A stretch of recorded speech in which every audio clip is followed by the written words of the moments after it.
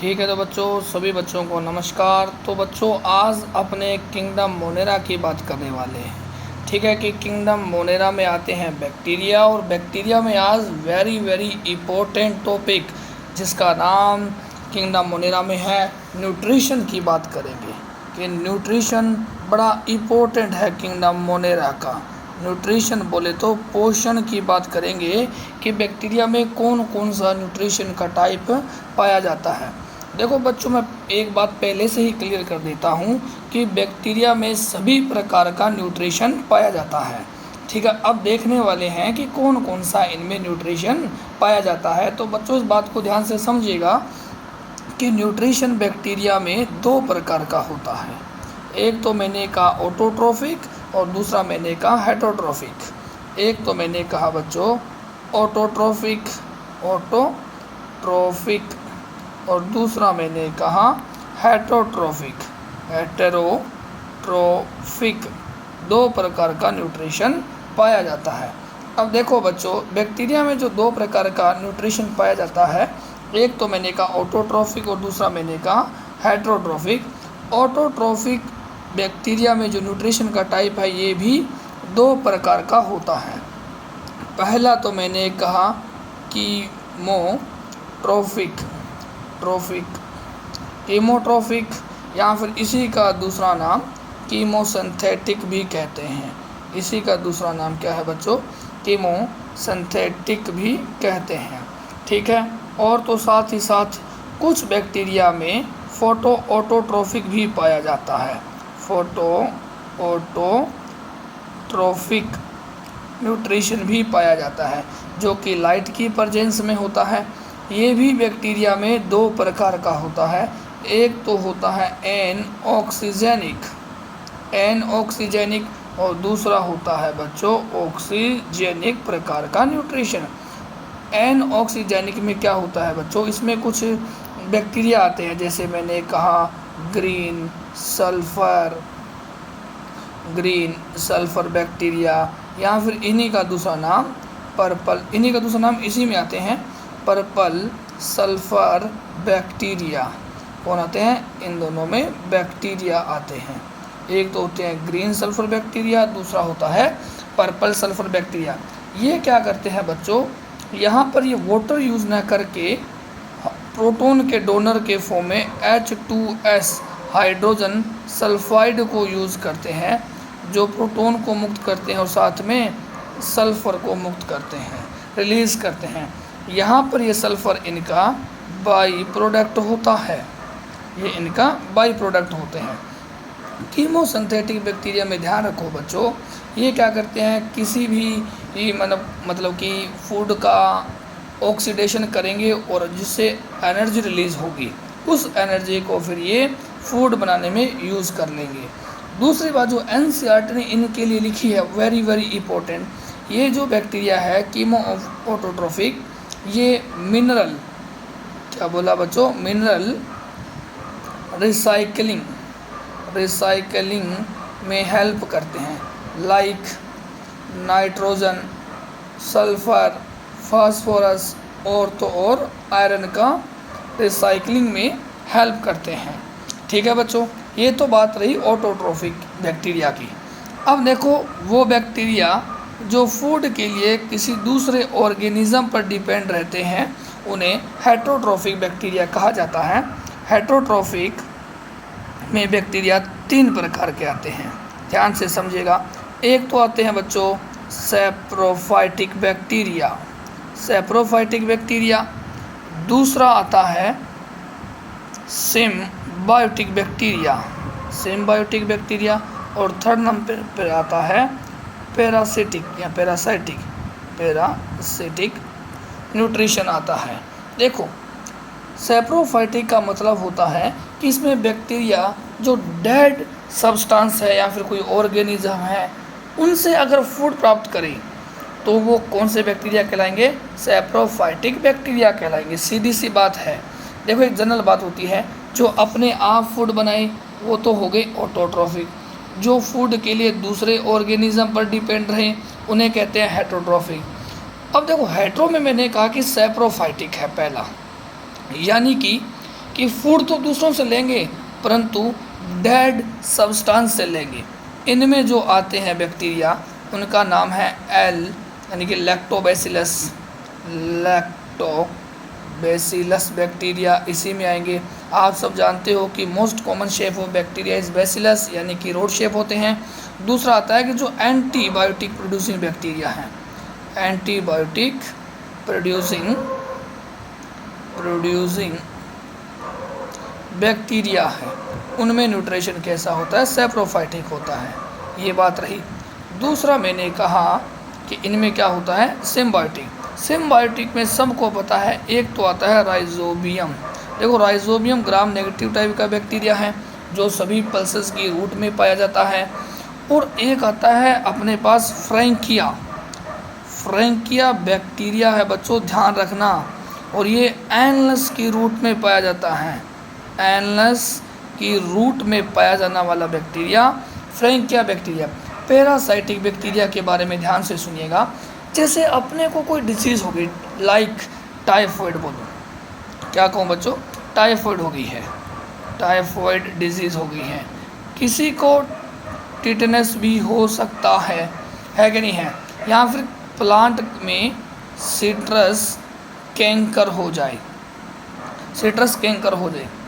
अब देखो ये बैक्टीरिया है, ठीक है, सिट्रस कैंकर वाला बैक्टीरिया को जेंथोमोनास, ठीक है। टाइफॉइड वाला बात करूँ, बैक्टीरिया का नाम है साल्मोनेला टाइफीमोरियम, या टिटनेस वाले का नाम लूँ, या फिर अपने जनरली कहते हैं कोलेरा डिजीज़, इसको करने वाला बैक्टीरिया भी कोलेरा कहलाता है। ये बैक्टीरिया तो रहने और खाने के लिए आया था अपने, परंतु डिजीज़ हो रही तो अपने को, इनको कोई मतलब नहीं है, इनको तो फूड मिल रहा है ना, जैसा फूड लेता है वैसा ही बैक्टीरिया हो गया। अगर वो सिम्बायोटिक एसोसिएशन में रहकर फूड प्राप्त करता है तो सिम्बायोटिक बैक्टीरिया, किसी डेड सब्सटेंस से फूड प्राप्त करता है तो सैप्रोफाइटिक, या फिर किसी के ऊपर पैरासाइट की फॉर्म में रहता है और रहता है तो वो खाने के लिए आया है तो फिर वो क्या हो गया, पैरासाइटिक बैक्टीरिया हो गया। ये बैक्टीरिया का न्यूट्रिशन का टाइप हो गया। अब ध्यान से देखो बच्चों, मैंने कहा कि यार बैक्टीरिया में तो ऑटोट्रोफिक भी होता है और हेटरोट्रोफिक भी होता है। इन दोनों में most abundant type of nutrition कौन सा है बैक्टीरिया में, यानी कि सबसे ज़्यादा कौन सा पाया जाता है, इन दोनों में सबसे ज़्यादा पाया जाता है हेटरोट्रोफिक न्यूट्रिशन पाया जाता है बैक्टीरिया में। हेटरोट्रोफिक न्यूट्रिशन बैक्टीरिया में ज़्यादा पाया जाता है। ठीक है बच्चों, ये तो रही इनमें न्यूट्रिशन की बात। अब बात करते हैं अपने बैक्टीरिया में रिप्रोडक्शन की। रिप्रोडक्शन